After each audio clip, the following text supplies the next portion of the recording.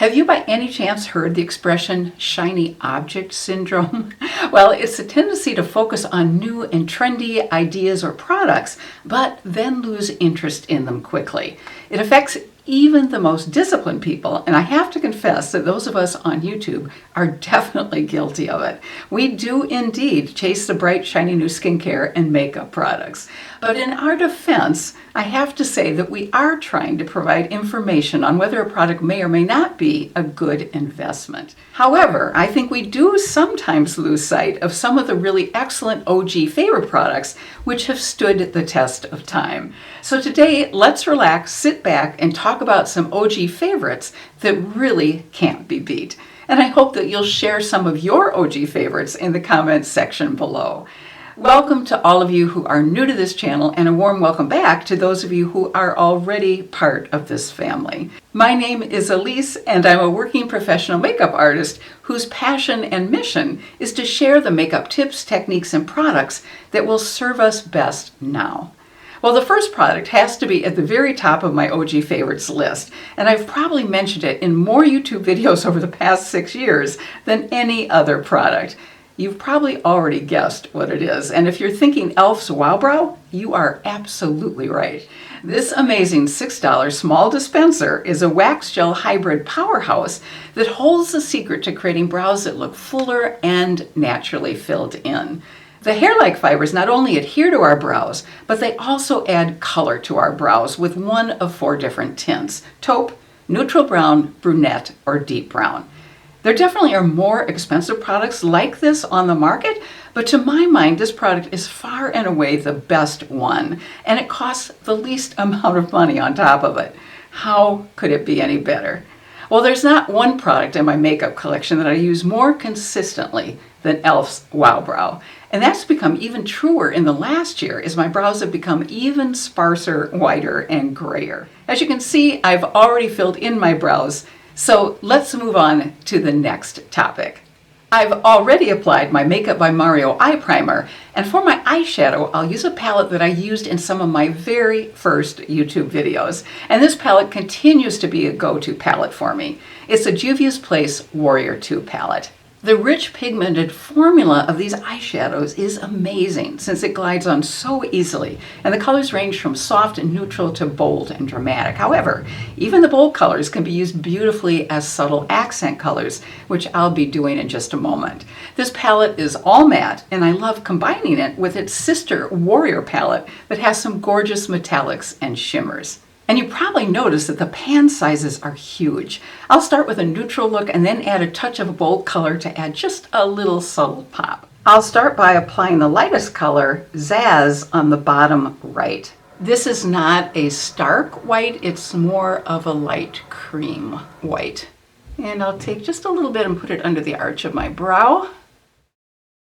And the middle bottom color, called Canna, will be my crease color. So we are getting ready after I do my video today to do a little packing, and we're going to be heading off early tomorrow morning to go up to Wisconsin, northern Wisconsin, for my granddaughter's wedding. It's going to be an outside wedding, so we have been hoping and praying for good weather for months, and we've been a little nervous about it because it's been an incredibly rainy summer here. But we are so fortunate. It looks like it's going to be perfect weather. In fact, last week it was cold and wet, and this week it's going to be warm and dry, even into the lower 80s, which is amazing. Going over to the edges with this lightest color just to make sure there are no harsh edges. Now I'm going to combine these 2 orange colors, and I'm just going to very subtly add it to the middle part of the crease. And I'm taking just this very tiny brush to do it. This adds just a tiny bit of pop. That first color I used in the crease was a very cool color, so this just adds some warmth. And then I'm going to take it and just blend the edges. For a daytime look, I'd probably just leave it at this, but I'm going to have some fun playing with some colors from the first Warrior palette. I'm going to add this lightest metallic color to the center of my lids, and on the outer crease and lid, I'll combine the 2 darkest colors that are mattes. We'll first see how this goes on with a brush, and I may end up using my fingers. This palette has a number of different gold shades in it, going from very light white gold like this one to very deep bronzy golds. And now I'm taking the deepest brown color and just going on the edges here.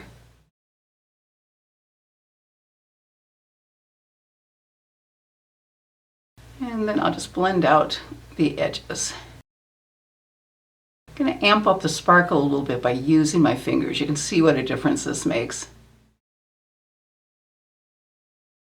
And on the outer edge, I'm going to go with some of this deep bronze color at the bottom right.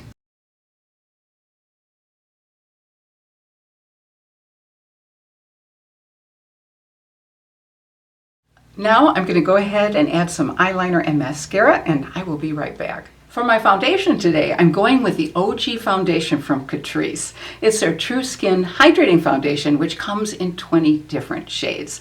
Since it gives a natural real skin finish, I'm going to combine it with Catrice's version of Charlotte Tilbury's Flawless Filter, which they call their Soft Glam Filter Fluid. The Catrice foundation is long-wearing and buildable, cruelty-free and vegan, and it's also formulated with hyaluronic acid and watermelon seed oil, which helps restore elasticity to the skin. The Catrice Soft Glam Filter Fluid helps create an optical filter effect, and the formula is enriched with vitamin E and squalane, and it's also cruelty-free and vegan. I'm going to combine equal amounts of the foundation and the Soft Glam Filter Fluid, which comes in 9 different shades. And I'm going to do this so I can create a radiant, dewy look. My foundation shade is 007, which is Cool Nude. And the Soft Glam filter I'm using is Fair Light. So I'm mixing these together and dotting it on. This is a pretty thick foundation, so I could also thin it out with moisturizer if I wanted to go a little bit thinner with it. I'm going to just press it in first with my brush. And I think you can see a little bit of the glow that the Soft Glam filter provides. Once I have it all pressed in, I'll do some buffing. This is really a good shade match for me, which is kind of surprising since there are only 20 shades to choose from. All right, and now some buffing. And then to avoid a heavy or a cakey look, I'm going to tap my slightly dampened makeup sponge around my entire face to add moisture and to pick up any excess product that might settle into my fine lines and wrinkles. And especially go over the areas where makeup tends to crease. My old standby corrector and concealers are from e.l.f.'s Hydrating Camo Concealer line. I'll use Light Peach as my corrector and combine a small amount of Fair Beige with Fair Rose to brighten my under eye area. Just going to lightly tap it on and then blend it in with my finger.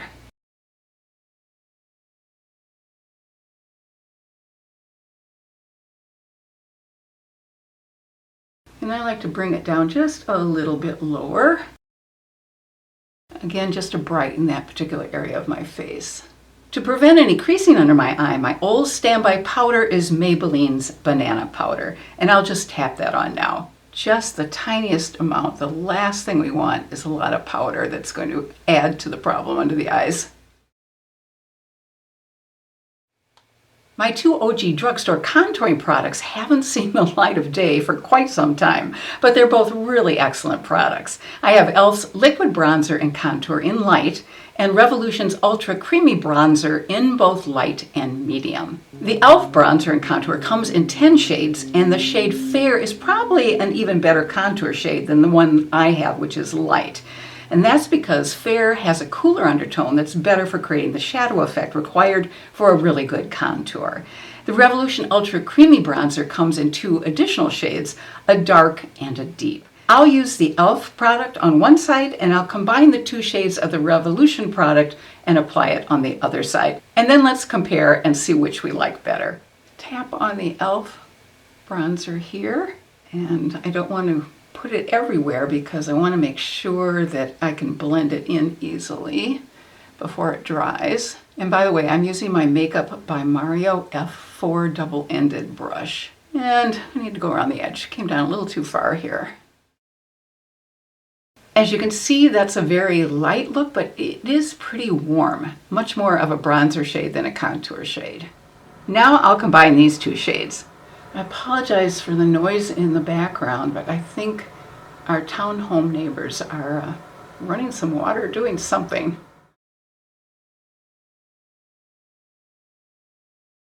This definitely has a cooler look to it. So as a contour, I really prefer the Revolution in this color. However, the e.l.f. contour in the shade Fair might work a lot better as my contour. I will have to invest in that in the future. But this does give some definition, and quite honestly, between the two, the Revolution creams went on so well and really blended in easily. That would be my preferred product of these two. Well, I apologize up front, but I'm going to veer off topic for the blush that I'll use today. And that's because I have two brand new drugstore blushes, which I am really eager to try. I have two of the Colourpop's newest liquid blush shades, which come in a pearl finish. The shades are Sweet Treat, which is a lilac pearl shade, and Princess Ave, which is a cool pink pearl. But there are some other colors from which to choose, which you'll see in this shade chart. Princess Ave is at the top and Sweet Treat is below it. I'm going to combine these two shades and then apply it on one side. And always with a liquid blush, since they tend to be more pigmented, I always want to start out with just a little and then blend. As we all know, it's a lot easier to add blush rather than take it away when we've applied too much. That is a really nice, soft, radiant look. The other new blush product is a brand I've been wanting to try for a very long time. These are liquid blush shades from NIRA called So Cute and Ideally. So Cute is a cool pink and Ideally is a lilac shade. These are both radiant finishes, but some of their liquid blush shades are matte. And here are the two shades from NIRA. So Cute is at the top and Ideally is underneath it. And So Cute is really a vivid bright pink. And I think you can see that that bright pink is really showing up. These are quite pigmented. And I think I'm getting a lot more pigment out of the NIRA than the Colourpop. And just so my blush looks balanced, I'm adding a little bit more of the Colourpop on this side. I'm really liking both of these products, but I'm liking the colors of the NIRA blushes just a little bit better. And they also seem to be a bit more pigmented. If I wanted to add a little extra radiance, I'd use one of my favorite OG drugstore products as my highlighter. It's the Wet n Wild Mega Glow Liquid Highlight in the shade Hello Halo. This product creates a really stunning glow. And I could have used this highlighter to mix in with my foundation earlier, but I did want to try the Catrice products mixed together. This actually may be the drugstore product I've had the longest of any of the ones I've shared with you today. Just going to touch a little of this right at the top of the blush. And actually blending it in with my fingers works really well. Isn't that a gorgeous highlight? It really is beautiful. My lip liner today is the L'Oreal Age Perfect Lip Liner in the shade Perfect Burgundy. Unfortunately, L'Oreal is discontinuing this line, but you can still find some of these lip liners online. Two of my all-time favorite lipsticks are from the Milani Color Statement lipstick line. They still have my favorite Pink Frost lipstick, which is amazing, and it's actually named Pink Frost.